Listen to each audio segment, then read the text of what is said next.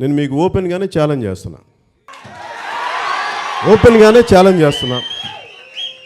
మీరు మా వాళ్ళ మీద దాడులు చేస్తే నేను మొత్తం రాయలసీమ అంతా అడుగడుగున పర్యటన చేస్తాను, నడుస్తా. ఎవడు అడ్డం వస్తాడో నేను చూస్తా. ఎవడు మా వాళ్ళ మీద వేట కొడవలతో దాడులు చేస్తారో నేను చూస్తా. రండి.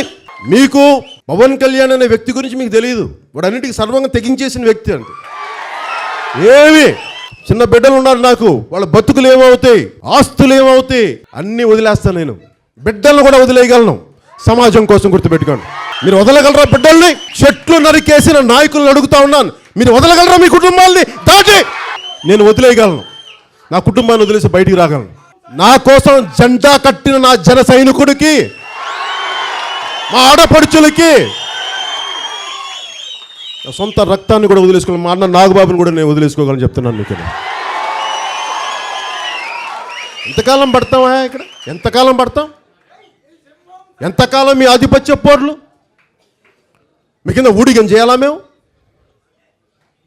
మేమెవరో మనుషులం కాదా? మీకు ఏమనుకుంటారు ఒక్కొక్కళ్ళు? వైసీపీ నాయకులు 151 సీట్లు వచ్చి నేను తల వీగితే